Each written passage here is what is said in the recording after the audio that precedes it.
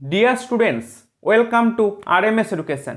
আজকের এই সেশনে আমি তোমাদের জন্য একটা ইম্পর্ট্যান্ট অ্যানাউন্সমেন্ট নিয়ে এসেছি, আর সেটা হলো আজকের এই ক্লাস থেকে বিগত বছরের মতোই আমি তোমাদের জন্য প্রতিটা সাবজেক্টের চ্যাপ্টার অনুযায়ী ক্লাস শুরু করতে চলেছি। দেখো, তোমাদের 2025 সালের এন্ট্রান্স এক্সাম হতে এখনও অনেকটা সময় বাকি, তাই আমি তোমাদের প্রতিটা সাবজেক্ট কভার করিয়ে দেওয়ার চেষ্টা করব। তোমাদেরকে এটুকু বলবো, তোমরা যেখানেই পড়ো না কেন, এই চ্যানেলে আমি তোমাদের জন্য প্রতিটা সাবজেক্টের আলাদা আলাদা করে প্লেলিস্ট বানিয়ে রাখবো, যেই ক্লাসগুলো তোমাকে এক্সাম ক্র্যাক করতে অনেকটাই সাহায্য করবে। তাই প্রত্যেককে বলবো সেশনটিকে লাইক করার জন্য, এবং তুমি যদি এই চ্যানেলে নতুন হয়ে থাকো চ্যানেলটিকে সাবস্ক্রাইব করে পাশে থাকা বেল আইকনটি প্রেস করে রেখো, কেননা এই চ্যানেলে নার্সিং এন্ট্রান্স এক্সাম রিলেটেড যাবতীয় ইনফরমেশান শেয়ার করা হয় এবং প্রতিটা সাবজেক্টে চ্যাপ্টার অনুযায়ী ক্লাস প্রোভাইড করা হয়। তাহলে চলো আজকের সেশন শুরু করা যাক। তো ডিয়ার স্টুডেন্টস, আজকের ক্লাসে আমরা জীবনবিজ্ঞানের কোষ ও কোষ বিভাজন এই টপিকটা নিয়ে আলোচনা করব। তো এই টপিকটার এক্সাম পয়েন্ট অফ ভিউ থেকে যতটা পরিমাণে থিওরি দরকার, প্রথমে আমরা সেই থিওরিটা পড়ে নেব, দেন আমরা এই চ্যাপ্টার থেকে যেই সব ধরনের এমসিকিউ হতে পারে সেটাও প্র্যাকটিস করব। দেখো, আমি তোমাদের বরাবরই বলে আসি যে শুধু যেমন থিওরি পড়েই এক্সাম ক্র্যাক করা যায় না, ঠিক তেমনই এমসিকিউ প্র্যাকটিস করে গিয়েও কিন্তু এক্সাম ক্র্যাক করা যায় না। যখন তুমি এই থিওরি এবং এমসিকিউ এই দুটোকে সমান গুরুত্ব দিতে পারবে, তখনই তুমি কিন্তু এক্সাম ক্র্যাক করতে পারবে এবং তুমি ধরে নিতে পারো তোমার ওই চ্যাপ্টারটার একটা কমপ্লিট প্রিপারেশান কিন্তু হয়ে গিয়েছে। ঠিক আছে, তো প্রথমে আমি তোমাদের এই চ্যাপ্টারটা কীভাবে পড়াবো তার একটা ওভারভিউ দিয়ে রাখি। দেখো, প্রথমে কিন্তু আমরা এইভাবে থিওরিটা কিন্তু পড়ে নেব। ঠিক আছে, একদম যতটুকু দরকার, ঠিক আছে, ঠিক ততটাই কিন্তু তোমাদেরকে আমি পড়িয়ে দেব। ঠিক আছে, এগুলো কিন্তু সব আমাদের পেড ব্যাচের নোটস। ঠিক আছে, তোমাদেরকে আমি দিয়ে রাখলাম। তো এইভাবে কিন্তু আমরা প্রতিটা চ্যাপ্টার কিন্তু কমপ্লিট করব। ঠিক আছে, এইভাবে কিন্তু আমরা আগে থিওরিটা পড়ে নেব। ঠিক আছে, থিওরি পড়ে নেওয়ার পর এই চ্যাপ্টার থেকে আমি তোমাদের জন্য প্রায় 60টিরও বেশি কিন্তু এমসিকিউ রেখেছি। তোমরা দেখতে থাকো, দেখতে পাবে যে 60টিরও বেশি কিন্তু এরকম এমসিকিউ আমি তোমাদের জন্য রেখেছি। ঠিক আছে, যে এমসিকিউগুলো তোমাকে এই চ্যাপ্টার থেকে কী ধরনের প্রশ্ন পরীক্ষায় আসতে পারে তার সম্পর্কে একটা ধারণা তৈরি করাবে। ঠিক আছে, তো এই জন্য তোমাদের কিন্তু আমি থিওরির সাথে সাথে এমসিকিউটা একবারে প্র্যাকটিস করে দেবো। দেখো, তোমাদের বলে রাখি, আমি এই চ্যাপ্টার থেকে তোমাদের জন্য 3টে ক্লাস নিয়ে আসবো। ঠিক আছে, প্রথম ক্লাসে আমি যে কোষ অঙ্গাণুগুলো রয়েছে, মানে আজকের ক্লাসে আমি এই কোষ অঙ্গাণুগুলো, সমস্ত কোষ অঙ্গাণুগুলো কিন্তু আমি তোমাদের পড়িয়ে দেবো। ঠিক আছে, দেন দেখো, তারপরে ক্লাসে কিন্তু তোমাদেরকে আমি কোষ চক্র এবং কোষ বিভাজন এই চ্যাপ্টারটা, মানে এই যে টপিকটা, এটা কিন্তু কমপ্লিট করাবো। দেন তোমাদের কিন্তু এই চ্যাপ্টারটা থেকে যেসব ধরনের এমসিকিউ হতে পারে সব কিন্তু আমি তোমাদের কমপ্লিট করিয়ে দেবো। ঠিক আছে, তাহলে কমপ্লিট একটা কিন্তু ক্লাস তোমরা কিন্তু এই চ্যাপ্টারে পেয়ে যাবে। ঠিক আছে, তো এইভাবেই কিন্তু তোমাদের জন্য প্রতিটা সাবজেক্টের ক্লাস নিয়ে আসা হবে। ঠিক আছে, তার জন্য তোমাদেরকে এই চ্যানেলের সাথে কিন্তু যুক্ত থাকতে হবে এবং তোমাদেরকে একটু সহযোগিতা করতেই হবে। ঠিক আছে, কারণ এই পেড ব্যাচের ক্লাস তোমাদের কিন্তু আমি নিয়ে আসছি। ঠিক আছে, পেড ব্যাচের মতো কিন্তু রেগুলারলি ক্লাস হয়তো আসবে না, কিন্তু তোমাদেরকে আমি এক্সামের আগে কিন্তু কমপ্লিট করিয়ে দেবো, এটুকু তোমাদের কিন্তু আমি গ্যারেন্টি দিয়ে রাখছি। ঠিক আছে, তো আরেকটা কথা বলে রাখি, যদি তোমাদের পেড ব্যাচ নেওয়ার থাকে, মাত্র 2499 টাকা কোর্স ফি রাখা রয়েছে। ঠিক আছে, 2499 টাকা তোমরা আমার সাথে যোগাযোগ করে নিতে পারো। ঠিক আছে, এই ভিডিও ডেসক্রিপশানে আমি তোমাদের লিঙ্ক দিয়ে রাখবো হোয়াটসঅ্যাপ গ্রুপ এবং টেলিগ্রাম গ্রুপের, তোমরা ওখান থেকে আমার সাথে যোগাযোগ করে নিতে পারো। ঠিক আছে, চলো এবার আমি আজকের ক্লাস শুরু করি। তো ডিয়ার স্টুডেন্টস, প্রথমে তোমাদেরকে যে বিষয়টা বলবো সেটা হলো, দেখো বায়োলজি। বায়োলজি কী জিনিস? দেখো, যেহেতু আজকে ফার্স্ট ক্লাস, তাই বেসিক কিছু জিনিস তোমাদেরকে একটু বলে রাখি। দেখো, বায়োলজি হচ্ছে সায়েন্সেরই কিন্তু একটা শাখা, তাই তো, যেখানে কি হয় যে branch of science in which living being are studied. ঠিক আছে, সেটা কি বলা হচ্ছে কিন্তু বায়োলজি। তো এই বায়োলজি শব্দটি, ঠিক আছে, গ্রিক শব্দ বায়োস, ঠিক আছে, গ্রিক শব্দ বায়োস এবং লোগোস, এই দুটো শব্দ থেকে কিন্তু এসেছে। ঠিক আছে, বায়োস এবং লোগোস থেকে কিন্তু এই বায়োলজি কথাটা এসেছে। ঠিক আছে, এই বায়োস এই কথাটির মানে কি? এই কথাটির মানে হচ্ছে লাইফ বা জীবন, আর লোগোস মানে কি? লোগোস মানে হচ্ছে স্টাডি। ঠিক আছে, তো এই দুটো গ্রিক শব্দ থেকে কিন্তু আমাদের এই বায়োলজি কথাটির কিন্তু উদ্ভাবন হয়েছে। ঠিক আছে, এবার ধরো পরীক্ষায় প্রশ্ন এলো, বায়োলজি শব্দটি প্রথম আবিষ্কার করেছিলেন কে? ঠিক আছে, বায়োলজি শব্দটি প্রথম আবিষ্কার করেছিলেন কে? কিছু জিনিস তোমাদেরকে আমি বলে দেবো, সেগুলো কিন্তু তোমরা খাতায় নোট করে নিও। তো মনে রাখবে, এই বায়োলজি শব্দটি প্রথম আবিষ্কার করেছিলেন বিজ্ঞানী ল্যামার্ক। ঠিক আছে, বিজ্ঞানী ল্যামার্ক ও ট্রেভারিনাস। ঠিক আছে,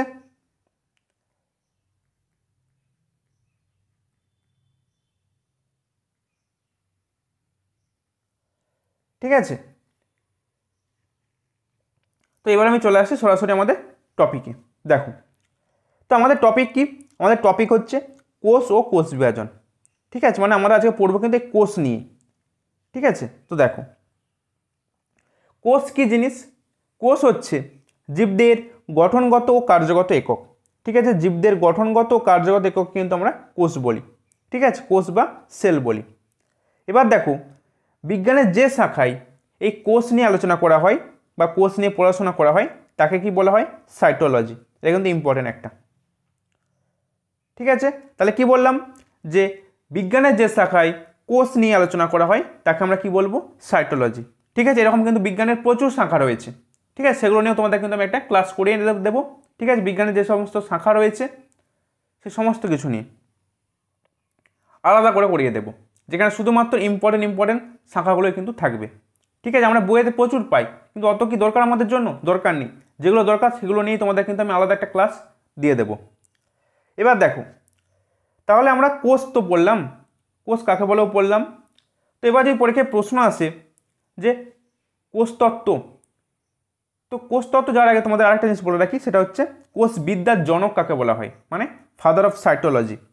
ফাদার অফ সাইটোলজি কাকে বলবো? দেখো, ফাদার অফ সাইটোলজি হবে আমাদের রবার্ট হুক। ঠিক আছে, এনাকে কিন্তু কোষবিদ্যার জনক বলা হয়। ঠিক আছে, কি বললাম? কোষবিদ্যার জনক বলা হচ্ছে রবার্ট হুককে।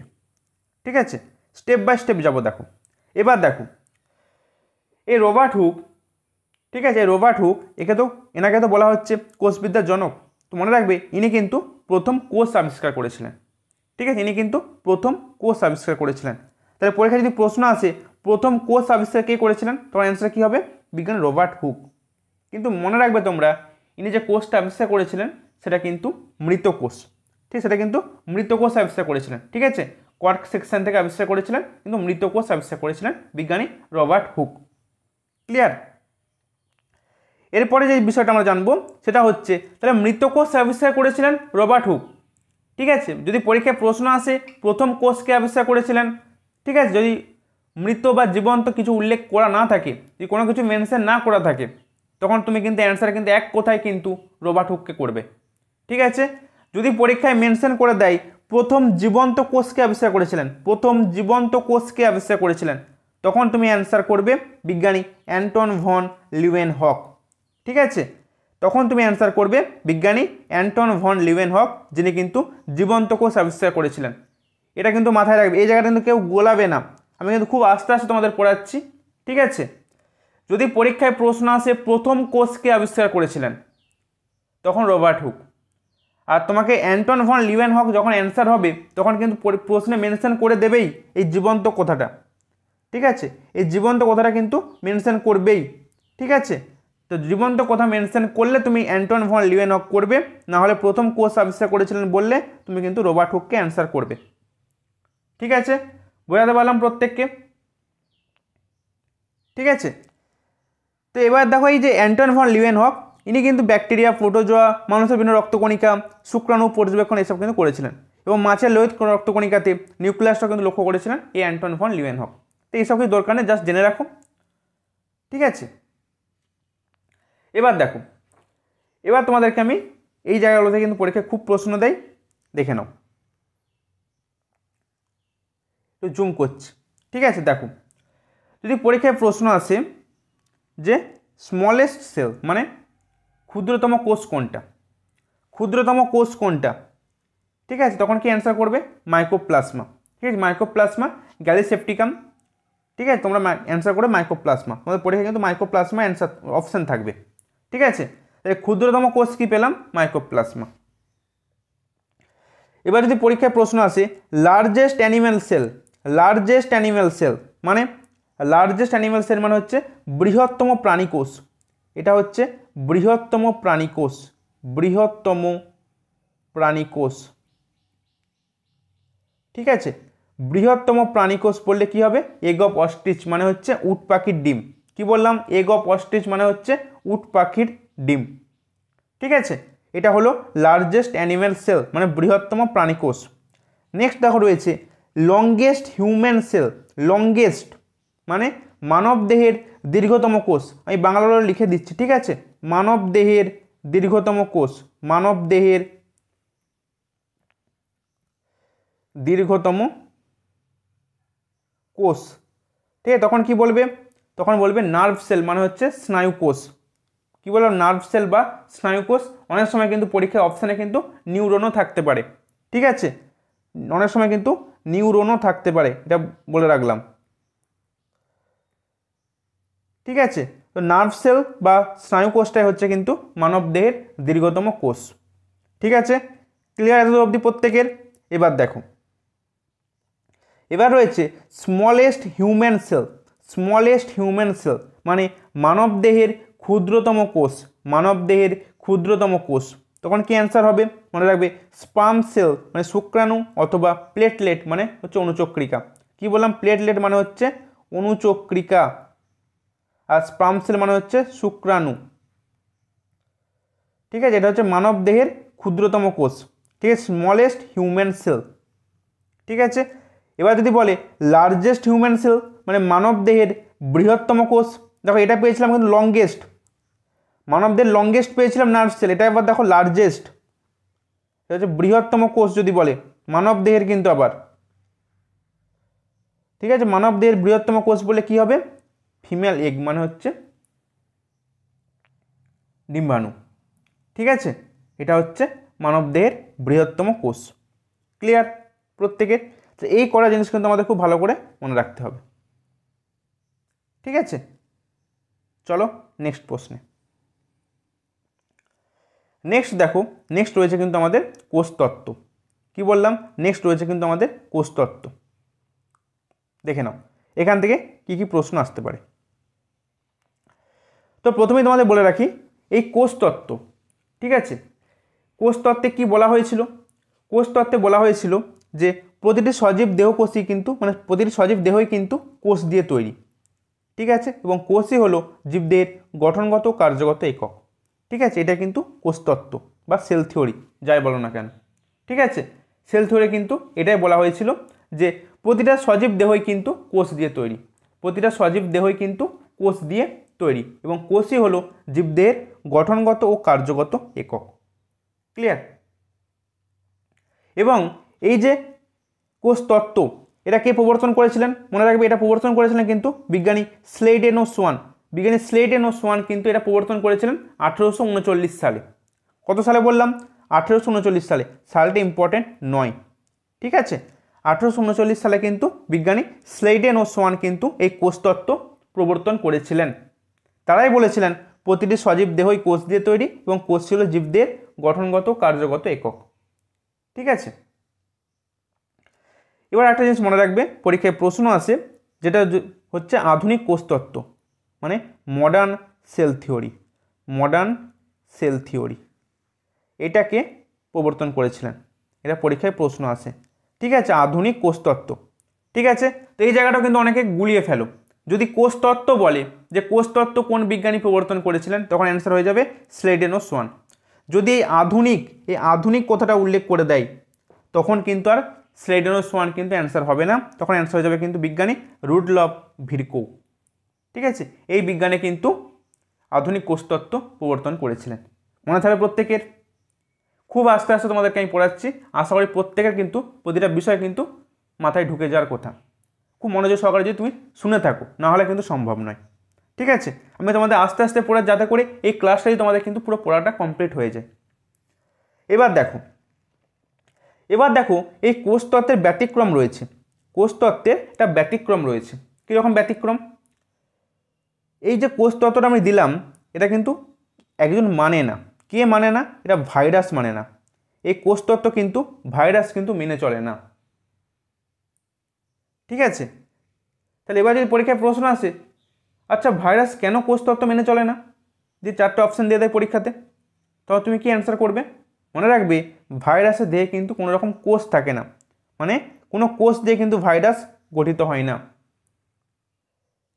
ঠিক আছে, তাহলে ভাইরাস কোষ দিয়ে গঠিত হয়, তাহলে ভাইরাস কী দিয়ে গঠিত হয়, এটাও একটা প্রশ্ন, তাই তো। মনে রাখবে এরা কিন্তু ডিএনএ অথবা আরএনএ দিয়ে তৈরি হয়। কি বললাম, ডিএনএ অথবা আরএনএ দিয়ে কিন্তু এই ভাইরাস গঠিত হয়। ঠিক আছে, এবার আরেকটা জিনিস মনে রাখবে, এদের দেহের বাইরে একটা প্রোটেক্টিভ কোট থাকে, মানে আবরণী থাকে, যেটাকে কি বলা হচ্ছে ক্যাপসিড। কি বললাম, যেটাকে বলা হচ্ছে ক্যাপসিড। আর এই ক্যাপসিড কিন্তু প্রোটিন দিয়ে তৈরি হয়। ঠিক আছে, এটা একটু মনে রাখবে। তাহলে এক্সেপশন অফ সেল থিওরি কী পেলাম, মানে ব্যতিক্রম কী পেলাম, ব্যতিক্রম পেলাম ভাইরাস, যে কিন্তু এই কোষতত্ত্ব মেনে চলে না। পরীক্ষায় প্রশ্ন আসতেই পারে, নিচের কোন প্রজাতি কোষতত্ত্ব মেনে চলে না, তখন কি অ্যান্সার করবে, ভাইরাস। কেন না, ভাইরাস হচ্ছে অকোষীয় প্রাণী, মানে ভাইরাসের কোনো রকম কোনো কোষ থাকে না। ঠিক আছে, সেজন্য ভাইরাস কিন্তু কোষতত্ত্ব মেনে চলে না। যার শরীরে কোষ নেই সে কী করে কোষতত্ত্ব মানবে, তাই তো। কারণ আমরা কি জানি, কোষতত্ত্বে বলাই রয়েছে প্রতিটি সজীব দেহই কোষ দিয়ে তৈরি, তা তার দেহে কোনো কোষই নেই, তা সে কোষতত্ত্ব মানবে কেন শুধু, তাই তো। তো সেই জন্য কিন্তু ভাইরাস কিন্তু কোষতত্ত্ব মেনে চলে না। ক্লিয়ার প্রত্যেকের, মনে থাকবে প্রত্যেকের। চলো নেক্সট টপিকে। নেক্সট দেখো, নেক্সট আমরা যে বিষয়টা নিয়ে পড়বো সেটা হচ্ছে সেল টাইপ, মানে কোষের প্রকারভেদ। ঠিক আছে, কোষের প্রকারভেদ। দেখো, প্রথমে আমরা কোষকে ভেঙে নেব তার অ্যাকর্ডিং টু নিউক্লিয়ার নাম্বার, মানে নিউক্লিয়াসের সংখ্যার উপরে আমরা বেস করে কোষকে ভাগ করব প্রথমে। ঠিক আছে, দেখো নিউক্লিয়াসের সংখ্যা অনুসারে কোষ 3 প্রকারের হয়ে থাকে। কি বললাম, নিউক্লিয়াসের সংখ্যা অনুসারে কোষ 3 প্রকারের হয়ে থাকে। একটা হচ্ছে মনোনিউক্লিয়েট সেল, মনোনিউক্লিয়েট সেল মানে একক নিউক্লিয়াস যুক্ত কোষ। ঠিক আছে, আর একটা হচ্ছে ই নিউক্লিয়ার সেল, ই নিউক্লিয়ার সেল মানে হচ্ছে নিউক্লিয়াসবিহীন কোষ। আর একটা হচ্ছে মাল্টি নিউক্লিয়ার সেল মানে বহু নিউক্লিয়াস যুক্ত কোষ। ঠিক আছে, তো এই 3টে ভাগে কিন্তু আমি ভেঙে নিলাম নিউক্লিয়াসের সংখ্যা অনুসারে কোষকে। একটা পেলাম মনোনিউক্লিয়ার সেল, একটা পেলাম ই নিউক্লিয়ার সেল, আর একটা পেলাম মাল্টি নিউক্লিয়ার সেল। ঠিক আছে, তো এই মনোনিউক্লিয়ার সেল এর এক্সাম্পলটা দেখে নিই। এর এক্সাম্পল হচ্ছে প্রায় সমস্ত উদ্ভিদ ও প্রাণী কোষ হচ্ছে মনোনিউক্লিয়ার সেল।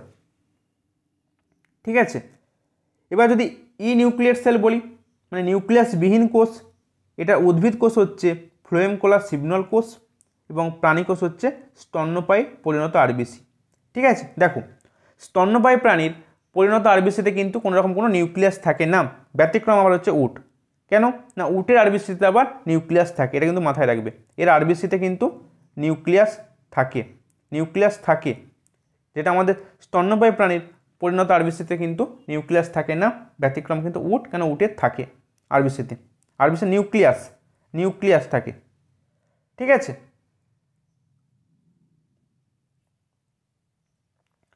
এবার দেখো, এবার হচ্ছে এখান থেকে কিন্তু পরীক্ষায় প্রশ্ন আসে এই মাল্টি নিউক্লিয়ার সেল থেকে। এর যে ভাগগুলো রয়েছে দেখো, এটা 2 প্রকারের হয়ে থাকে।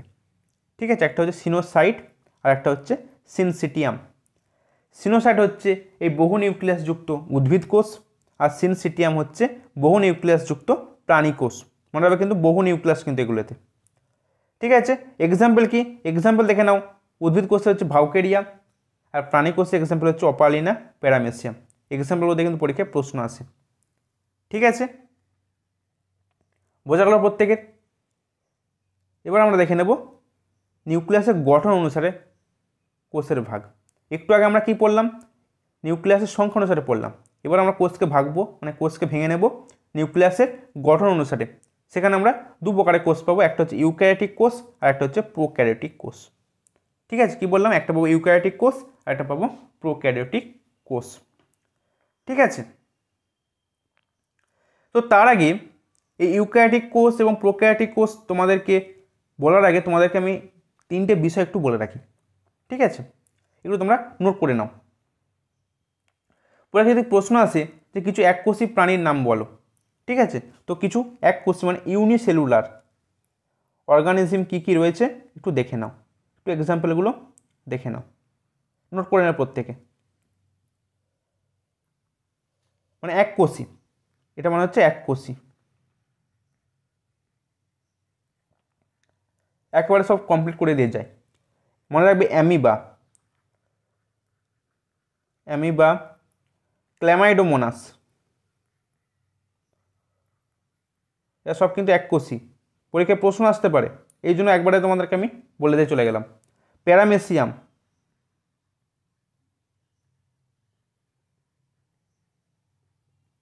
ব্যাকটেরিয়া, এসব কিন্তু এককোষী হয়ে থাকে। ঠিক আছে, এগুলো গেল কিন্তু ইউনিসেলুলার। এবার যদি আসে মাল্টি সেলুলার, দেখে নাও।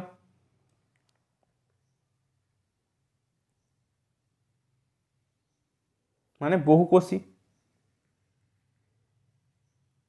তখন কি হবে, বিভিন্ন ছত্রাক, উদ্ভিদ ও প্রাণীকোষ, এগুলো সব কিন্তু বহুকোষী।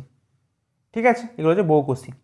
আর যদি তোমাদের নন সেলুলার বলে, মানে অকোষীয়, তখন কি করবে, তখন তো তোমাদের একটু আগেই বললাম, মানে হচ্ছে অকোষীয়। কি হয়ে যাবে, ভাইরাস। তাই তো। তো এই যে এক্সাম্পলগুলো বললাম, এগুলো একটু প্রত্যেকে দেখে রাখবে, পরীক্ষায় কিন্তু প্রশ্ন চলে আসতে পারে। ঠিক আছে, তো এবার আমি চলে আসছি আমাদের প্রোক্যারিওটিক কোষ এবং ইউক্যারিওটিক কোষে। প্রথমে আমরা দেখবো যেটা, সেটা হচ্ছে ইউক্যারিওটিক কোষের গঠন। প্রথমে কিন্তু আমরা ইউক্যারিওটিক কোষের গঠন নিয়ে আলোচনা করব। ঠিক আছে, দেখো, এটা দিয়ে আমাদের পুরো চ্যাপ্টারটা আজকে, মানে পুরো ক্লাসটা আজকে আমাদের এটা নিয়ে শেষ হয়ে যাবে হয়তো। দেখো,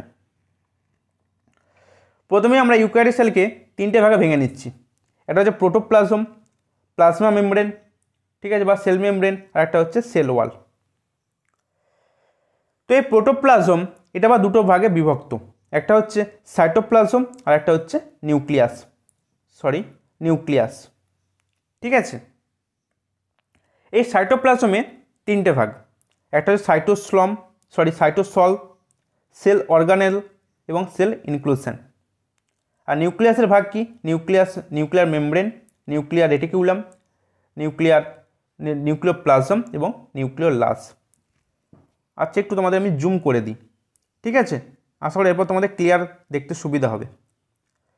এবার দেখো, এবার আমরা যে বিষয়টা আলোচনা করব সেটা হচ্ছে খুব, মানে এই টপিকের আসল জায়গা, যেটা হচ্ছে এই যে সেল অর্গানেল, এগুলো নিয়ে। ঠিক আছে, বিভিন্ন যে কোষীয় অঙ্গাণু, সেগুলো নিয়ে আলোচনা করব। এর আবার দু প্রকার হয়ে থাকে, এটা হচ্ছে মেমব্রেন বাউন্ড মানে হচ্ছে যাদের আবরণী থাকবে, সেটা ডবল মেমব্রেন হতে পারে বা সিঙ্গেল মেমব্রেন হতে পারে। আর একটা হচ্ছে নন মেমব্রেনাস, মানে মেমব্রেনবিহীন, মানে আবরণীবিহীন। কোনগুলো আবরণী, মানে দ্বি আবরণীযুক্ত কোষ অঙ্গাণু কোনগুলো একক পর্দা বেষ্টিত কোষ অঙ্গাণু, কোনগুলো আবার পর্দাবিহীন কোষ অঙ্গাণু। ঠিক আছে, তার এক্সাম্পলগুলো কিন্তু আমি সুন্দর করে এখানে লিখে রেখেছি, প্রত্যেকে কিন্তু খাতায় নোট করে নেবে। ঠিক আছে, এবার তোমাদেরকে বলি এগুলো মনে রাখবো কী করে। স্যার, আমাদের এটা মনে রাখতে খুব অসুবিধা হয়, কোনটা দ্বিপর্দা বেষ্টিত অঙ্গাণু, কোনটা একক পর্দা বেষ্টিত অঙ্গাণু, কোনটা আবার পর্দাবিহীন, আমরা গুলিয়ে ফেলি। তো স্যার, কিছু ব্যবস্থা রয়েছে কি? নিশ্চয়ই ব্যবস্থা রয়েছে, এবং যারা আমার ক্লাস আগে ফলো করে তারা প্রত্যেকেই জানো হয়তো। তো দেখো, সেই জিনিসটা তোমাদেরকে আগে বলে দিই, কীভাবে তোমরা মনে রাখবে। ঠিক আছে, একটু ওয়েট করে যাও, 1 সেকেন্ড।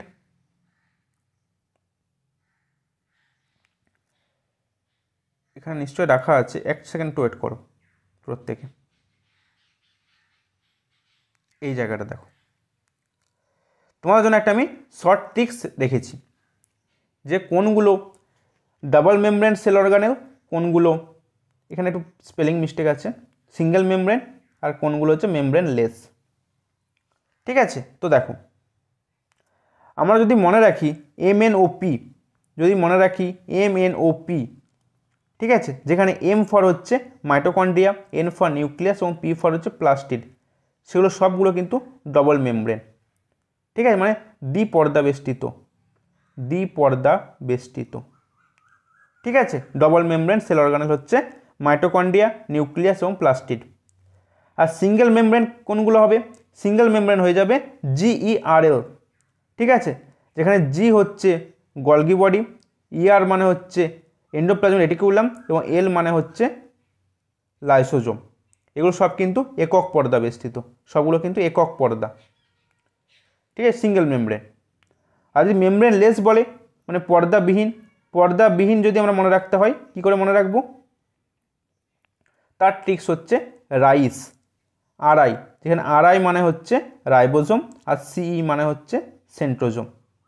ঠিক আছে, তাহলে এই যে ট্রিক্সটা বললাম, এই ট্রিক্সটা যদি আমরা মনে রাখতে পারি, তাহলে কিন্তু খুব সহজেই আমরা কোন কোষ অঙ্গাণুগুলো দ্বি-একক পর্দা বেষ্টিত, কোনগুলো একক পর্দা বেষ্টিত এবং কোনগুলো পর্দাবিহীন আমরা কিন্তু খুব সহজেই মনে রাখতে পারবো।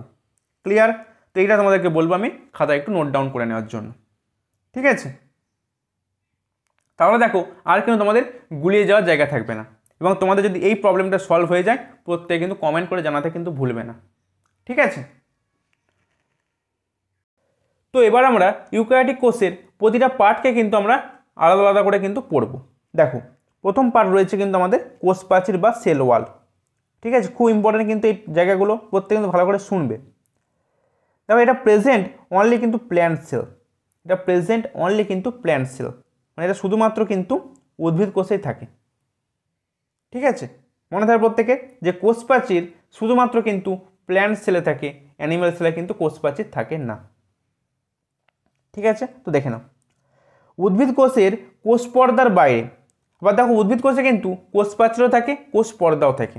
তো উদ্ভিদ কোষের কোষ পর্দার বাইরে সেলুলোজ নির্মিত জড় পদার্থের একটা পুরু দৃঢ় ভেদ্য একটা আবরণ থাকে, তাকে আমরা কিন্তু কোষ প্রাচীর বলি। তাকে আমরা কি বলি? তাকে আমরা কিন্তু কোষ প্রাচীর বলি। ঠিক আছে, এবার দেখো তো এটা হচ্ছে কোষ প্রাচীরের স্ট্রাকচার। ঠিক আছে, এটা হচ্ছে কোষ প্রাচীরের স্ট্রাকচার। আসছে, আমি সব কিছুই ওয়েট করো। দেখো এবার আমরা কোষ প্রাচীরের গঠনটা পড়ব, মানে উপাদান কী কী নিয়ে তৈরি। মেনলি কিন্তু কোষ প্রাচীর সেলুলোজ, এক সেকেন্ড, সেলুলোজ এটা কিন্তু খুব important. Cellulose, hemicellulose, pectin, lignin দিয়ে কিন্তু কোষ প্রাচীরটা আমাদের উদ্ভিদদের তৈরি হয়। এবার দেখো অনেক সময় পরীক্ষায় প্রশ্ন আসে ছত্রাকের কোষ প্রাচীর কী দিয়ে তৈরি, তখন অ্যান্সার কী করবে? অ্যান্সার হয়ে যাবে কাইটিন। ঠিক আছে, খুব সুন্দর করে তোমাদের লিখে রেখেছি। ব্যাকটেরিয়ার কোষ প্রাচীর যদি বলে, মানে ব্যাকটেরিয়ার কোষ প্রাচীর পেপটাইডোগ্লাইকেন দিয়ে তৈরি। কি বললাম? ব্যাকটেরিয়ার কোষ প্রাচীর পেপটাইডোগ্লাইকেন দিয়ে তৈরি। এবার যদি পরীক্ষায় প্রশ্ন আসে ছত্রাক গেল ব্যাকটেরিয়া গেল, ঠিক আছে, যদি পরীক্ষা হচ্ছে অ্যালগি মানে শৈবাল, মনে রাখবে শৈবালের যে সেল ওয়ালটা সেটা কিন্তু গ্লাইকোপ্রোটিন ও পলিস্যাকারাইডের দ্বারা। কি বললাম? শৈবালের ক্ষেত্রে মনে রাখবে, নোট করে নিও একটু, এটা এখানে দেওয়া নেই। শৈবালের ক্ষেত্রে কিন্তু গ্লাইকোপ্রোটিন ও পলিস্যাকারাইড, ঠিক আছে, ও পলিস্যাকারাইড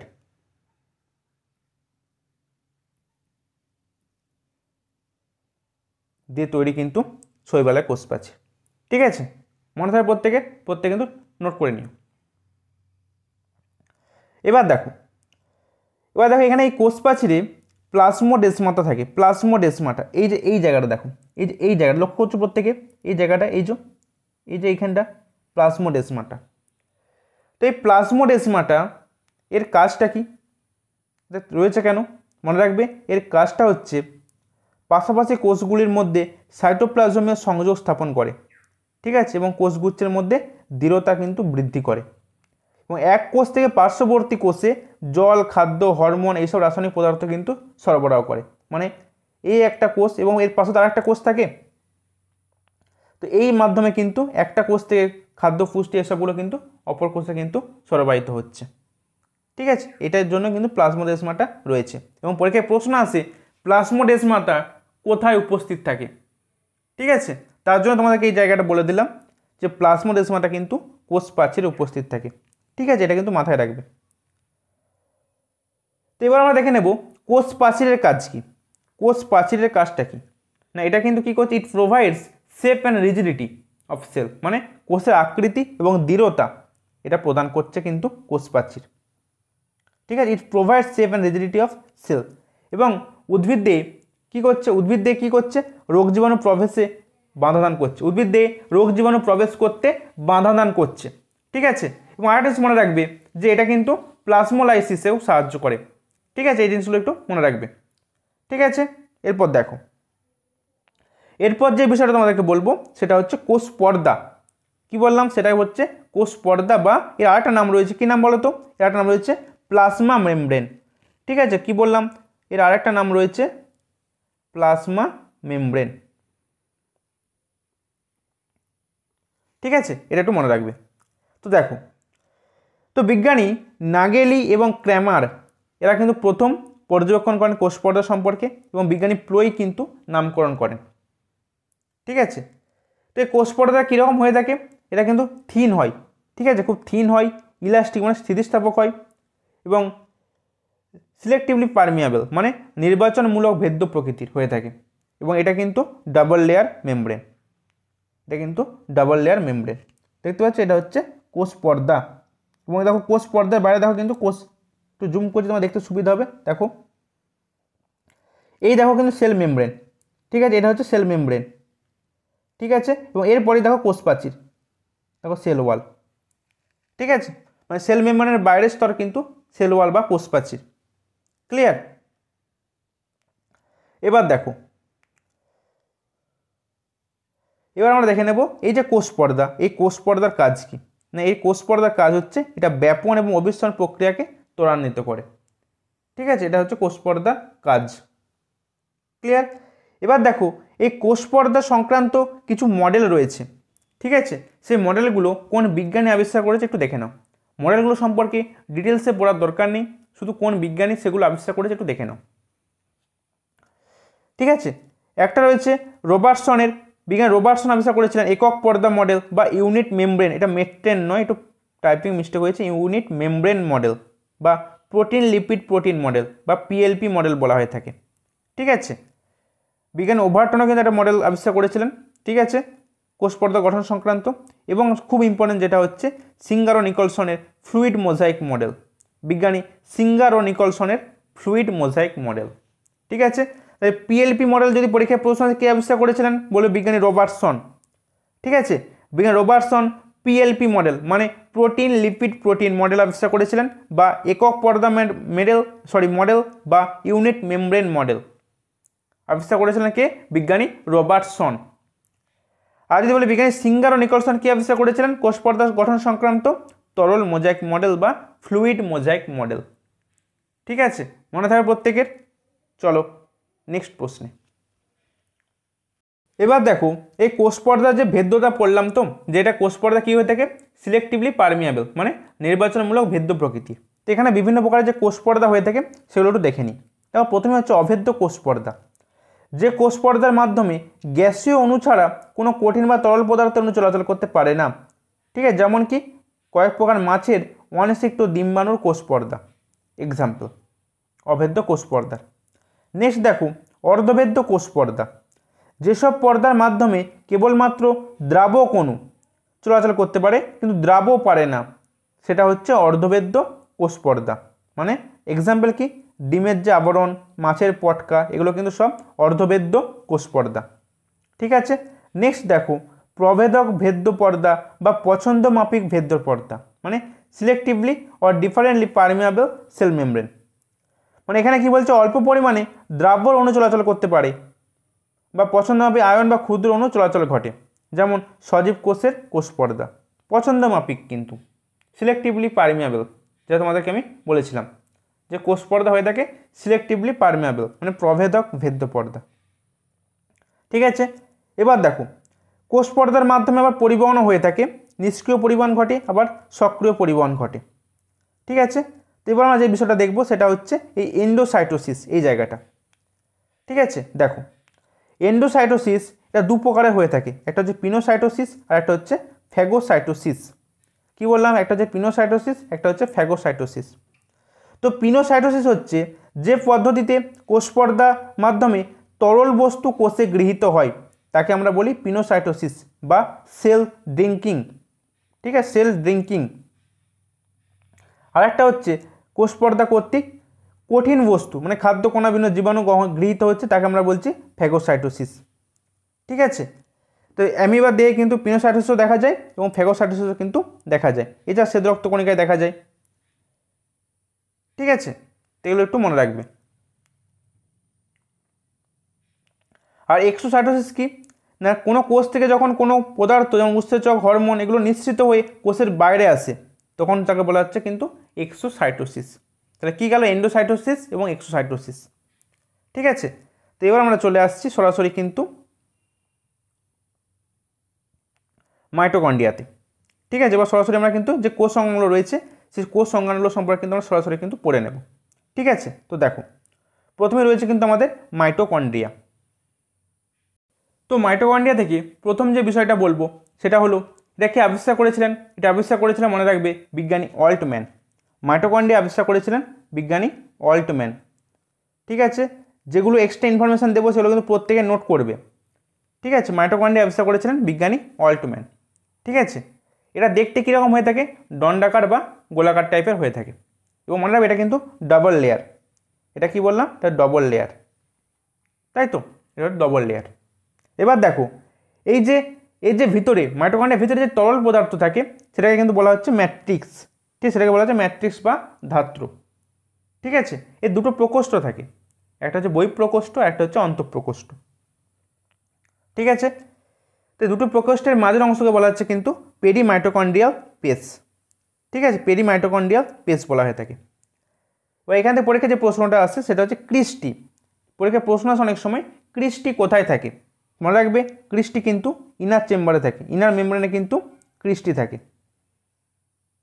এবং এটা কিন্তু বিভিন্ন genetic material, DNA, RNA, protein, এগুলো কিন্তু সব কিন্তু কন্টেন্ট করে মাইটোকন্ড্রিয়া। ঠিক আছে, কি বললাম? বিভিন্ন জেনেটিক মেটেরিয়ালস যেমন ডিএনএ, আরএনএ, প্রোটিন, এগুলো কিন্তু সব কিন্তু মাইটোকন্ড্রিয়া কিন্তু কন্টেন্ট করে। ক্লিয়ার? এবার দেখো এই যে ক্রিস্টির পাশে, ঠিক আছে, ক্রিস্টির পাশে বিভিন্ন গ্র্যানিউল থাকে, আঙুলের মতো প্রবর্ধক থাকে।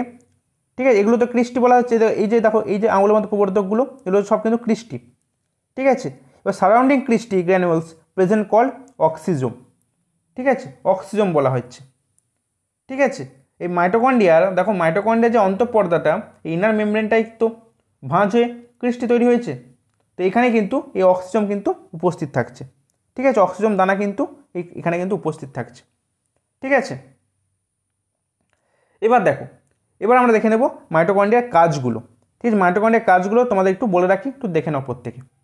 ঠিক আছে, মনে রাখবে মাইটোকন্ড্রিয়া কিন্তু সেলুলার রেসপিরেশনে সাহায্য করে। কি বললাম? এটার কাজ কি? 1 নম্বর কাজ হচ্ছে সেলুলার রেসপিরেশন, মানে কোষীয় যে শ্বসনটা সেটাতে কিন্তু সাহায্য করছে মাইটোকন্ড্রিয়া। 1 নম্বর কাজ গেল এটা, সেলুলার রেসপিরেশন। ঠিক আছে, মানে কোষীয় শ্বসনে সাহায্য করছে। নেক্সট কাজ কি? এটা এটিপি উৎপাদন করে। তাই এটা কি করে? এটিপি উৎপন্ন করে। ঠিক আছে, তো এই জন্য এটাকে কি বলা হয়ে থাকে? এটাকে বলা হয়ে থাকে, মনে রাখবে, পাওয়ার হাউস অফ সেল। তাই তো, কোষের শক্তিঘর বলি, মানে পাওয়ার হাউস অফ সেল, বা তোমরা যেটাই বলো না কেন বাংলাতে কোষের শক্তিঘর। কোষের শক্তিঘর।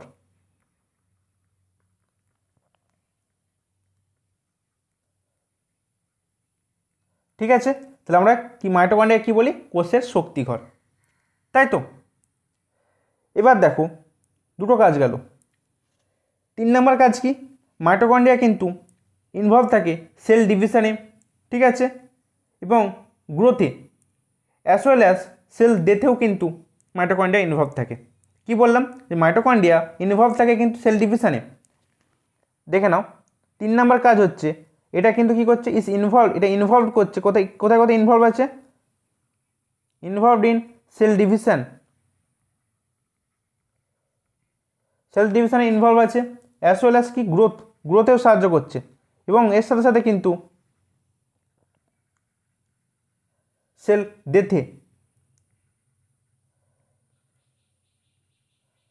ডেথেও কিন্তু মাইটোকন্ড্রিয়া হেল্প করছে।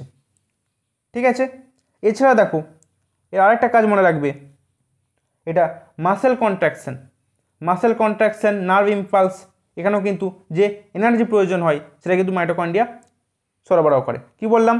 Muscle contraction. পরীক্ষায় প্রশ্ন এলো মাসেল কন্ট্রাকশনের জন্য, মানে পেশির সংকোচন। ঠিক আছে, নার্ভ ইম্পালস, এই সবের জন্য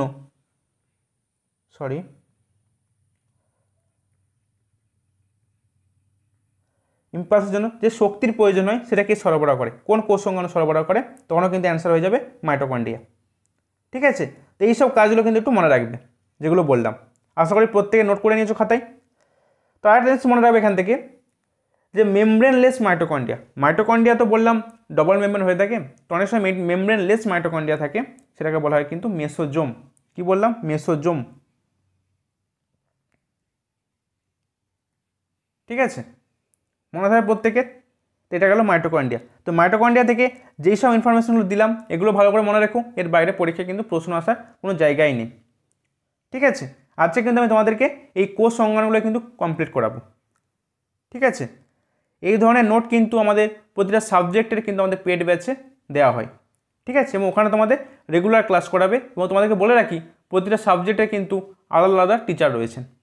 ঠিক আছে, ইউটিউবে শুধুমাত্র আমি তোমাদেরকে কিন্তু আমি সমস্ত সাবজেক্টগুলো কভার করাবো, কিন্তু বাকি সাবজেক্টগুলো, ঠিক আছে, তো আমাদের পেড ব্যাচে কিন্তু প্রতিটা সাবজেক্টের কিন্তু আলাদা আলাদা কিন্তু টিচার রয়েছেন, এবং প্রত্যেকে কিন্তু যে যার নিজস্ব ফিল্ডে কিন্তু অনেকটাই অভিজ্ঞ। ঠিক আছে, তারা অনেক দিন ধরে কিন্তু এই ফিল্ডে পড়াচ্ছেন। ঠিক আছে, তো তোমরা আমাদের ক্লাসগুলো করলে সেটা বুঝতে পারবে।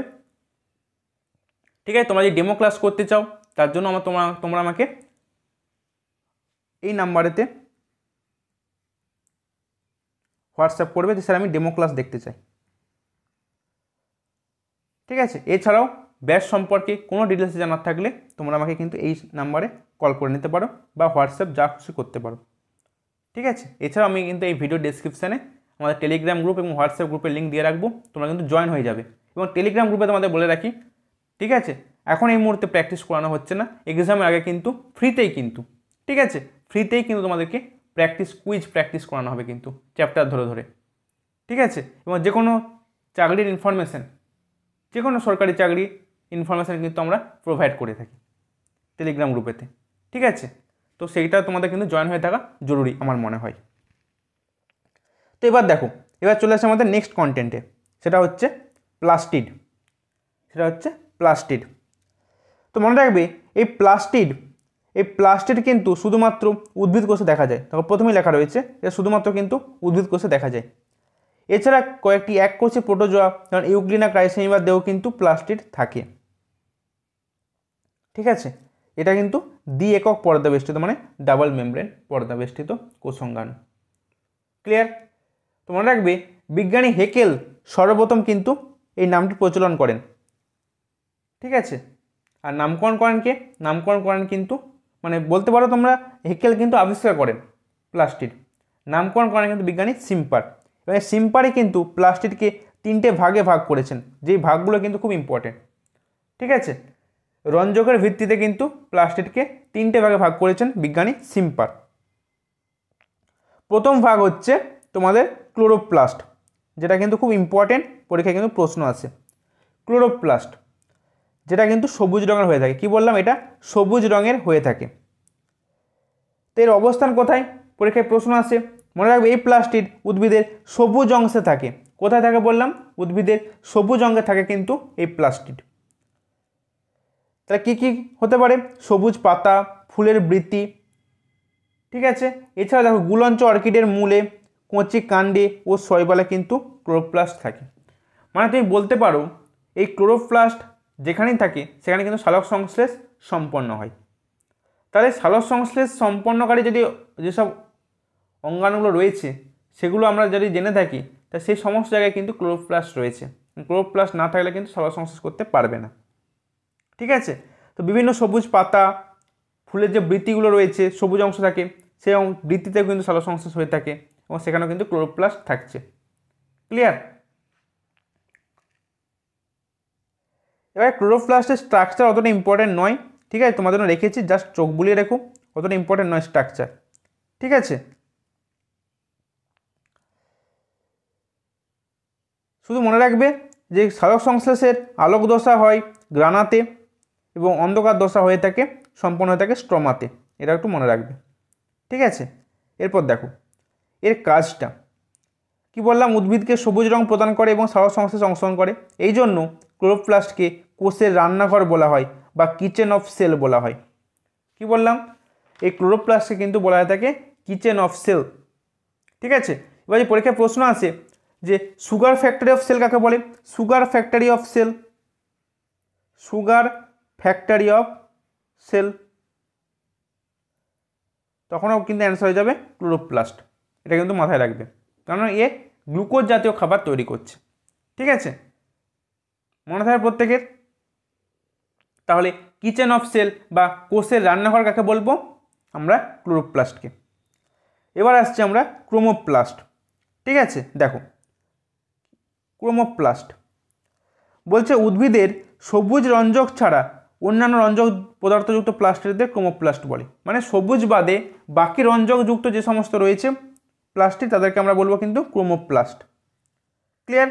এটা ফুলের পাপড়ি, পাকা ফলের খোসা, গাজরের মূল, বিটে এইসব জায়গায় কিন্তু এই প্লাস্টিকটা দেখা যায়। তাহলে তোমরা যদি পরীক্ষায় প্রশ্ন আসে different colour of flower and fruit, এটা কার জন্য ঘটে? মানে ফুল ও ফলের যে বিভিন্ন রং, এটা কোন প্লাস্টিক সহায়তা করে? ক্রোমোপ্লাস্ট। পরে কিন্তু প্রশ্ন আসতেই পারে। ঠিক আছে, এবার দেখে নাও ক্রোমোপ্লাস্টের যে বিভিন্ন রঞ্জক রয়েছে। ঠিক আছে, দেখো ফাইকোএরিথ্রিন, এটা হচ্ছে লাল রঞ্জক। কোথায় পাওয়া যায়?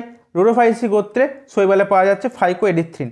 লাইকোপিন, এটাও কিন্তু এক প্রকারের লাল রঞ্জক, যেটা পাকা টমেটোর খোসাতে পাওয়া যাচ্ছে। ফাইকোসায়ানিন, এটা হচ্ছে নীল রঞ্জক, যেটা কয়েক প্রকার শৈবালে পাওয়া যায়। ফাইকোজ্যান্থিন, এটা হলুদ বাদামি রঞ্জক, যেটা ডায়াটম নামক শৈবালে পাওয়া যাচ্ছে। জ্যান্থিন, এটা হচ্ছে হলুদ রঞ্জক, যেটা পাকা কোলার খোসাতে থাকছে। ক্যারোটিনয়েড, এটা কমলা রঞ্জক, যেটা লেবুর খোসায় থাকছে। ঠিক আছে, তো বিভিন্ন রঞ্জকের উপস্থিতিগুলো দিয়ে কিন্তু পরীক্ষায় প্রশ্ন আসে, একটু প্রত্যেকে ভালো করে দেখে রাখবে।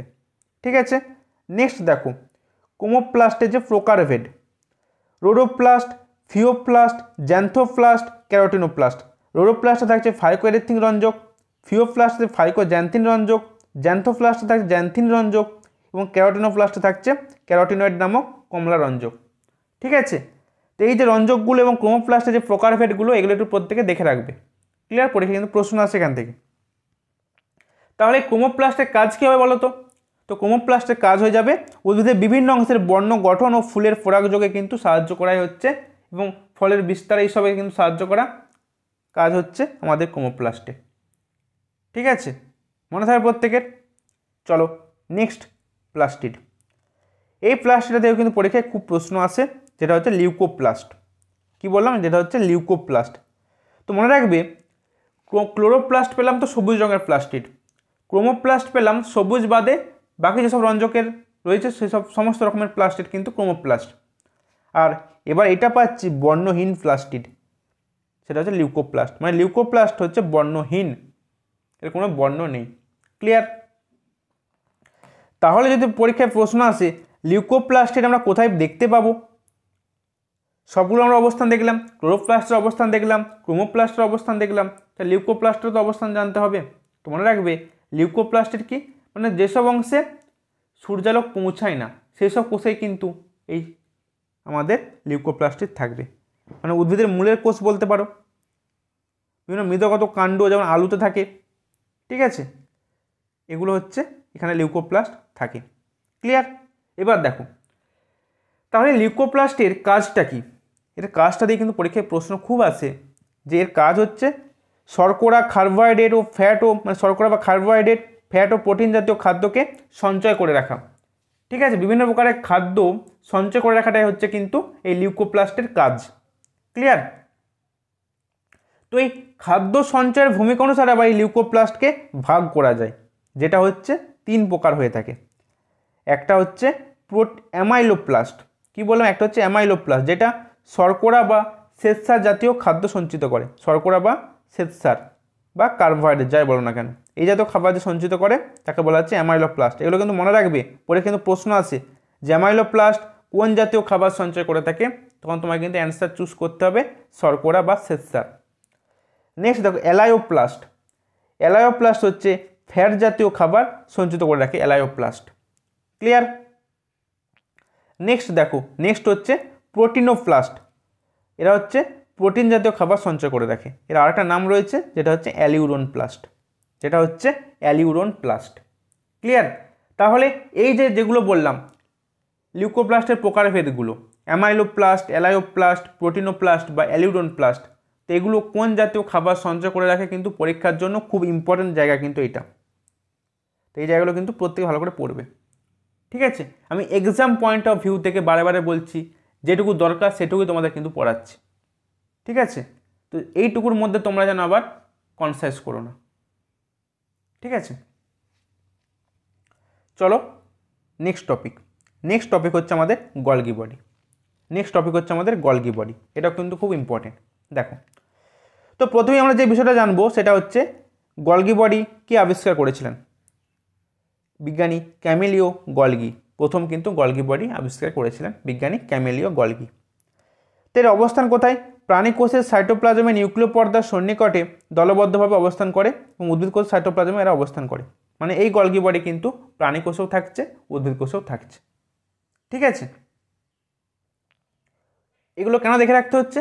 অনেক সময় পরীক্ষায় প্রশ্ন আসে, নিজের কোন কোষ সংজ্ঞাণুটি উদ্ভিদ ও প্রাণী কোষে উভয় প্রকার কোষেই দেখা যায়, বা নিজের কোন কোষ সংজ্ঞাণুটি শুধুমাত্র উদ্ভিদ কোষে দেখা যায়, বা নিজের কোন কোষ সংজ্ঞাণুটি উপস্থিত থাকার জন্য, পরীক্ষায় দেখো এরকম প্রশ্ন আসে, তোমাদের জন্য রেখেছি প্রশ্ন, অসুবিধা নেই। নিজের কোন অঙ্গাণুটি উপস্থিত থাকার জন্য আমরা এটা বলতে পারি এটা উদ্ভিদ কোষ, ঠিক আছে। তাহলে গলগি বডি দিয়ে কিন্তু তুমি কম্পারিজন করতে পারবে না, কারণ গলগি বডি প্রাণী কোষেও থাকে, উদ্ভিদ কোষেও থাকে। তোমাকে এমন একটা অঙ্গাণুর নাম বলতে হবে যেটা শুধুমাত্র পার্টিকুলার উদ্ভিদ কোষেই থাকে, ঠিক আছে, যার উপর বেস করে আমি জোর দিয়ে বলতে পারি এটা উদ্ভিদ কোষ, এটা প্রাণী কোষ নয়। দেখো, যদি গলগি বডি থেকে তুমি যদি গলগি বডিটা ধরো তুমি সাপোজ বলছো যে হ্যাঁ গলগি বডিটাকে তুমি অ্যান্সার করছো যে গলগি বডির উপস্থিতির জন্য আমি বলতে পারি এটা উদ্ভিদ কোষ। আচ্ছা, তাহলে আরেকটা কোষ তোমাকে আমি দিলাম যেখানে গলগি বডি রয়েছে, সেটা হতো প্রাণী কোষ, কারণ গলগি বডি প্রাণী কোষ এবং উদ্ভিদ কোষ দুটোতেই থাকে। তাই তুমি গলগি বডির উপর বেস করে বলতে পারো না এটা উদ্ভিদ কোষ না প্রাণী কোষ। কিন্তু তুমি যদি প্লাস্টিডকে ধরে নাও, প্লাস্টিড শুধুমাত্র উদ্ভিদ কোষে থাকে, তা তুমি জোর গলায় বলতে পারো যে প্লাস্টিড যদি এই কোষটার মধ্যে রয়েছে তাহলে এটা উদ্ভিদ কোষই হবে, এটা প্রাণী কোষ কোনো মতে হতে পারে না, ঠিক আছে। যদি সেন্ট্রোজোম তুমি ধরে নাও, সেন্ট্রোজোম মানে এটা শুধুমাত্র প্রাণী কোষেই থাকে, এটা উদ্ভিদ কোষে থাকে না, তাই এই কোষটা তোমাকে যে কোষটা আমি তোমাকে দিয়েছি সেটা প্রাণী কোষই হবে। তুমি আমাকে জোর দিয়ে বলতে পারো যে স্যার এটা প্রাণী কোষই আপনি আমাকে দিয়েছেন। তো এই রকমের প্রশ্ন কিন্তু পরীক্ষায় কিছু আসে, সেগুলো বেসিক কিছু আইডিয়া ক্লিয়ার থাকলেই তোমাদের, মানে কনসেপ্ট ক্লিয়ার থাকলে তোমরা কিন্তু অ্যান্সার করে আসতে পারবে, ঠিক আছে। তো দেখো, এরা কিন্তু প্রোক্যারিওটিক কোষে অনুপস্থিত থাকে, গলগি বডি মনে রাখবে। ইউক্যারিওটিক কোষের মধ্যে বিশেষত মস ও ফান, শুক্রাণু, স্তন্যপায়ী প্রাণীদের লোহিত রক্তকণিকায় কিন্তু গলগি বডি থাকে না, এগুলো একটু কিন্তু মনে রাখবে। আরেকটা জিনিস মনে রাখবে যে উদ্ভিদ কোষের গলগি বডিকে নিশ্চয়ই দেওয়া রয়েছে, এটা প্ল্যান্ট সেলের, এটা উদ্ভিদ সেল, অ্যানিম্যাল সেল, সরি এটা হচ্ছে অ্যানিম্যাল সেল, এটা হচ্ছে প্ল্যান্ট সেল, ঠিক আছে।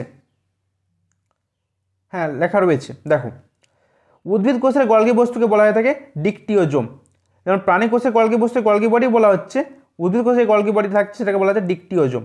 পরীক্ষা কিন্তু প্রশ্ন আছে, এটা কিন্তু একক পর্দা বেষ্টিত, এটা হচ্ছে সিঙ্গেল মেমব্রেন, ঠিক আছে। আর গলগি বডিকে কোষের ট্রাফিক পুলিশ অফ সেল বলা হয়। কি বলা হচ্ছে? কোষের ট্রাফিক পুলিশ। কি বললাম? গলগি বডিকে কোষের ট্রাফিক পুলিশ অফ সেল বলা হয়। মনে থাকবে প্রত্যেকের। এবার আমরা দেখে নেব ফাংশন বা কাজ গলগি বডির। দেখো গলগি বডি এই কাজটাতে পরীক্ষায় প্রশ্ন আছে, উৎসেচক, হরমোন, মিউকাস বিভিন্ন পদার্থ ক্ষরণ করাতে সাহায্য করে, ঠিক আছে। পরীক্ষায় প্রশ্ন আসতে পারে নিজের কোন অঙ্গাণুটি ক্ষরণে সাহায্য করে, তোমার কি অ্যান্সার হবে? গলগি বডি, ঠিক আছে। নেক্সট দেখো, সরল শর্করা থেকে কার্বোহাইড্রেট সংশ্লেষে সাহায্য করে, যেটা আবার প্রোটিনের সাথে যুক্ত হয়ে গ্লাইকোল প্রোটিন গঠন করে, যেটা আবার রাইবোজোম গঠনেও সাহায্য করে, ঠিক আছে। ফর্মেশন অফ সেল ওয়াল, কোষ প্রাচীর গঠনে গলগি বডি সাহায্য করে। এবং মনে রাখবে এই যে লাইসোজোম গঠন এবং শুক্রাণু অ্যাক্রোজোম গঠন, এটা পরীক্ষায় প্রশ্ন আসে যে শুক্রাণু অ্যাক্রোজোম গঠনে কোন কোষ অঙ্গাণু সাহায্য করে, কী হবে? Golgi body. তো এই যে কাজগুলো বললাম, এই কাজগুলো একটু প্রত্যেকে কিন্তু দেখে রাখবে, পরীক্ষায় কিন্তু প্রশ্ন আসে। আর গলগি বডিকে কী বলা হয়ে থাকে? ট্রাফিক পুলিশ অফ সেল, ঠিক আছে। তো দেখো এই যে হচ্ছে অ্যাক্রোজোম, এটা দেখো এটা হচ্ছে শুক্রাণু, একটু তোমাদের দাঁড়াও দেখতে সুবিধা হবে। দেখো এটা হচ্ছে শুক্রাণুর একটা স্ট্রাকচার, ঠিক আছে। তো এই যে অ্যাক্রোজোম, এই অ্যাক্রোজোমটা এই যে এই অংশটা, এটা গঠনে কিন্তু আমাদের গলগি বডি সাহায্য করে, ঠিক আছে। নেক্সট দেখো, নেক্সট রয়েছে কিন্তু আমাদের এন্ডোপ্লাজমিক রেটিকুলাম, ঠিক আছে। কী বললাম? নেক্সট রয়েছে আমাদের এন্ডোপ্লাজমিক রেটিকুলাম। এর আবার দুটো ভাগ হয়ে থাকে, একটা হচ্ছে স্মুথ, এটা হচ্ছে রাফ, ঠিক আছে। দুটো, এটা হচ্ছে মসৃণ আর একটা হচ্ছে অমসৃণ, ঠিক আছে। দেখো এই মসৃণ এন্ডোপ্লাজমিক রেটিকুলাম এর গায়ে রাইবোজোম দানা থাকে না, সেই জন্য মসৃণ। আর অমসৃণ কেন? এর গায়ে রাইবোজোম দানা থাকে। দেখো ছবিটা একটু লক্ষ্য করো, এই যে দেখো রাইবোজোম দানাগুলো রয়েছে, তাই তো? এই রাইবোজোম দানা রয়েছে বলে এটা রাফ, আর স্মুথে যখন নেই সেজন্য এটা হচ্ছে স্মুথ। ক্লিয়ার? তো এর কাজ কী হবে এন্ডোপ্লাজমিক রেটিকুলামে? এর কাজ হয়ে যাবে লিপিড ও স্টেরয়েড সংশ্লেষ করা, যেটা হচ্ছে মসৃণের কাজ। অমসৃণের কাজ কি? প্রোটিন সংশ্লেষ করা। যেহেতু রাইবোজোম রয়েছে সেজন্য কাজ হয়ে যাবে প্রোটিন সংশ্লেষ করা। ঠিক আছে? কারণ অমসৃণের গায়ে রাইবোজোম থাকছে, তো রাইবোজোম থাকা মানে রাইবোজোম হচ্ছে প্রোটিন ফ্যাক্টরি অফ সেল। একটু পরে রাইবোজোম তোমাদের পড়াবো, ঠিক আছে? তাহলে তোমরা বুঝতে পারবে। ঠিক আছে, এবার দেখো ভ্যাকুওল বা কোষ গহ্বর। ভ্যাকুওল বা কোষ গহ্বর অতটা ইম্পর্টেন্ট নয়, যেটুকু দরকার সেটুকু মনে রাখো। যে আউটার লেয়ারটা, ঠিক আছে, আউটার লেয়ারকে বলা হচ্ছে টোনোপ্লাস্ট। ঠিক আছে, আউটার লেয়ারটাকে বলা হচ্ছে টোনোপ্লাস্ট। যে লিকুইডটা থাকছে ভ্যাকুওলের মধ্যে সেটাকে বলা হচ্ছে সেল স্যাপ। ঠিক আছে, যে লিকুইডটা থাকে সেটাকে বলা হচ্ছে সেল স্যাপ বা কোষরস। ঠিক আছে, আর এটা কি নামে পরিচিত? Storehouse of cell. ঠিক আছে, এটা হচ্ছে স্টোর হাউস অফ সেল নামে কিন্তু পরিচিত। ঠিক আছে, এর কাজ কি? এটা অভিসরণ প্রক্রিয়াকে সাহায্য করে এবং রেচন পদার্থ, বর্জ্য পদার্থ সঞ্চয় ও দূরীকরণ করতে সাহায্য করে কিন্তু আমাদের এই ভ্যাকুওলগুলো। ঠিক আছে, এটা দেখতে কি? এটা দেখতে অনেকটা গহ্বরের মতো হয়ে থাকে। ঠিক আছে, তো এই জিনিসগুলো কিন্তু একটু মনে রাখবে ভ্যাকুওল সম্পর্কে। নেক্সট দেখো, নেক্সট আমাদের রাইবোজোম। এটা কিন্তু খুব ইম্পর্টেন্ট, দেখে রাখো। এটা বিজ্ঞানী প্যালাডে আবিষ্কার করেছিলেন। কি বললাম? এটা বিজ্ঞানী প্যালাডে রাইবোজোম আবিষ্কার করেছিলেন। ঠিক আছে, আদর্শ কোষের সাইটোপ্লাজমে ক্লোরোপ্লাস্ট ও মাইটোকন্ড্রিয়ার ভিতরে কিন্তু নিউক্লিয় পর্দা অমসৃণ এন্ডোপ্লাজমিক রেটিকুলামের গাত্রে যে সকল প্রোটিন নির্মিত কণা থাকে তাকে আমরা রাইবোজোম বলি। ঠিক আছে, রাইবোজোমটা দু প্রকার হয়ে থাকে। এটা হচ্ছে প্রোক্যারিওটিক কোষের রাইবোজোম, আর একটা হচ্ছে ইউক্যারিওটিক কোষের রাইবোজোম। প্রোক্যারিওটিক কোষের রাইবোজোম হচ্ছে 70S প্রকৃতির হয়ে থাকে, 70S প্রকৃতি, আর ইউক্যারিওটিক কোষের রাইবোজোম হয়ে থাকে 80S প্রকৃতি। ঠিক আছে, এই 70S এবং 80S এটাতে পরীক্ষায় প্রশ্ন আসে, যেটা হচ্ছে 50-এর সাব ইউনিট, একটা হচ্ছে 30-এর সাব ইউনিট। মানে ঠিক আছে, আর 80Sটা হচ্ছে 60S সাব ইউনিট, আর 40S সাব ইউনিট নিয়ে কিন্তু গঠিত। এগুলো একটু মনে রাখবে। যে প্রোক্যারিওটিক রাইবোজোমটা হচ্ছে 70S প্রকৃতির হয়, এটা মনে রাখতে হবে, এবং এটা হচ্ছে 50S এবং 30S এই দুটো সাব বিভাগে মানে সাব ইউনিটে বিভক্ত। আর ইউক্যারিওটিক কোষের রাইবোজোমটা হচ্ছে 80S প্রকৃতির হয়, যেটা 60S এবং 40S সাব ইউনিটে বিভক্ত। ঠিক আছে, এটা একটু মনে রাখতে হয়, এটা একটু মনে রাখবে প্রত্যেকে, পরীক্ষা কিন্তু প্রশ্ন দিয়ে দেয় এটা দিয়ে। ঠিক আছে, আর যে বিষয়টা মনে রাখতে হবে সেটা হচ্ছে তোমাদের এই কাজটা। ঠিক আছে, এই প্রোটিন ফ্যাক্টরিটা এটা শুধু মনে রাখলে হবে, আর কিছু মনে রাখার দরকার নেই। যে এটা হচ্ছে প্রোটিন সংশ্লেষ করাই হচ্ছে এর প্রধান কাজ। ঠিক আছে, এটা হচ্ছে প্রোটিন সংশ্লেষ করাই হচ্ছে এর প্রধান কাজ, যার জন্য একে বলা হচ্ছে কোষের protein factory. Protein factory of cell বলা হচ্ছে এর জন্য। ঠিক আছে, এর জন্য এটাকে প্রোটিন ফ্যাক্টরি অফ সেল বলা হচ্ছে। ক্লিয়ার? তো এই জিনিসগুলো একটু প্রত্যেকে একটু ভালো করে মনে রাখবে। নেক্সট ক্লাসে আমি তোমাদের কিন্তু এই লাইসোজোম বলবো। ঠিক আছে, নেক্সট লাইসোজোম বলবো, এবং তোমাদেরকে আমি নিউক্লিয়াসটা বলবো, নিউক্লিয়াস বলবো, সেন্ট্রোজোম বলবো। ঠিক আছে, এবং দেন তোমাদেরকে কিন্তু আমি এই প্রোক্যারিওটিক কোষ, ইউক্যারিওটিক কোষে একটু পার্থক্য দেখাবো, দিয়ে তোমাদের কিন্তু আমি কোষচক্র শুরু করে দেবো। ঠিক আছে, নেক্সট ক্লাসে কোষচক্র হবে, এবং তোমাদেরকে এই কোষ বিভাজনটা এটাও কিন্তু আমি তোমাদের তারপর নেক্সট ক্লাসে কন্টিনিউ করবো, এবং তারপর তোমাদের কিন্তু এমসিকিউ প্র্যাকটিস হবে। ঠিক আছে, তো আপাতত তোমাদের যতটুকু পড়ালাম আজকে এটুকু ভালো করে পড়ো, এবং পড়ে কিন্তু প্রত্যেকে খাতায় নোটটা করে নাও। ঠিক আছে, তো প্রত্যেকে কিন্তু ভালো করে পড়ে রাখো, যাতে তোমাদের যে আমি এমসিকিউ সব যেদিন করাবো সেদিন কিন্তু তোমাদের অ্যান্সার করতে যাতে সুবিধা হয়। ঠিক আছে, তো ডিয়ার স্টুডেন্টস, এই ছিল আজকের সেশন। আর সব শেষে তোমাদের একটা কথা জানিয়ে রাখি, তোমাদের এএনএম জিএনএম এন্ট্রান্স এক্সাম 2025কে লক্ষ্য করে আমাদের প্রথম ব্যাচে অ্যাডমিশন চলছে। যেই ব্যাচের কোর্স ফি রাখা হয়েছে মাত্র 2499 টাকা। ঠিক আছে, তোমরা আমার সাথে কন্ট্যাক্ট করবে এই নাম্বারে 9475118832। ঠিক আছে, এটা ডিসকাউন্ট রয়েছে এর উপর। ঠিক আছে, সেই ডিসকাউন্ট কোডটা আমি তোমাদেরকে বলে দেব। ঠিক আছে, যেখানে তোমরা প্রতিটা সাবজেক্টের চ্যাপ্টার ওয়াইজ ক্লাস পাবে, এবং প্রতিটা সাবজেক্টে কিন্তু আলাদা আলাদা টিচার রয়েছে। ঠিক আছে, আমি কোর্স ডিটেলস কিন্তু আলাদা করে একটা ভিডিও দিয়ে দিয়েছি, কীভাবে আমরা তোমাদের জন্য ব্যাচটা লঞ্চ করেছি, কীভাবে তোমাদেরকে আমরা গাইড করব। এবং তোমাদেরকে বলে রাখি, এটা কিন্তু একদম এক্সাম অবধি গাইডেন্স, এক্সাম অবধি একটু বলে রাখছি, এটা এক্সাম অবধি তোমাদের কিন্তু আমি গাইডেন্স প্রোভাইড করব। এবং প্রতিটা সাবজেক্টের তোমরা কিন্তু চ্যাপ্টার অনুযায়ী মক টেস্ট পাবে, প্লাস 20টা ফুল মক টেস্ট পাবে, ফুল মক পাবে 20টা ফুল মক টেস্ট পেয়ে যাবে। সব কিছু কিন্তু এর মধ্যেই, এই কোর্স ফির মধ্যেই। ঠিক আছে, এটা ডিসকাউন্ট পাবে, আমাকে ফোন কিংবা হোয়াটসঅ্যাপ করবে, ডিসকাউন্টও তোমাদেরকে আমি দেবো। ঠিক আছে, এই প্রাইসের মধ্যে তোমরা প্রতিটা সাবজেক্টের চ্যাপ্টার অনুযায়ী প্র্যাকটিস পাবে, ফুল মক টেস্ট পাচ্ছ, এবং প্রতিটা সাবজেক্টে কিন্তু আলাদা আলাদা টিচার রয়েছেন, তারা তোমাকে কিন্তু গাইড করবে। এবং তোমাদেরকে বলে রাখি, আমরা কিন্তু তোমাদেরকে নিজস্ব স্টাডি মেটেরিয়াল প্রোভাইড করব। যেরকম তোমার স্টাডি মেটেরিয়াল পেলে ক্লাসটা করলে ঠিক সেরকম কিন্তু প্রতিটা সাবজেক্টে তোমাদেরকে স্টাডি মেটেরিয়াল দেওয়া হবে আমাদের তরফ থেকে। ঠিক আছে, তাহলে আর অপেক্ষা কিসের? 2025 সালে যদি তুমি নার্স হতে চাও তাহলে কিন্তু তাড়াতাড়ি ব্যাচে এনরোল করে নাও। ঠিক আছে, এখন অ্যাডভান্স সিট বুকিং চলছে, যার জন্য কিন্তু একটা অফার চলছে, সেই অফারটা তোমরা আমাকে মেসেজ করো, আমি তোমাদের জানিয়ে দেবো। ঠিক আছে, তাহলে ডিয়ার স্টুডেন্টস, আজকের এই সেশন যদি তোমাদের জন্য হেল্পফুল বলে মনে হয়ে থাকে, চ্যানেলটিকে লাইক, শেয়ার ও সাবস্ক্রাইব করতে ভুলো না। প্রত্যেকেই ভালো থেকো, সুস্থ থেকো, ভালো করে পড়াশোনা করো। বাই।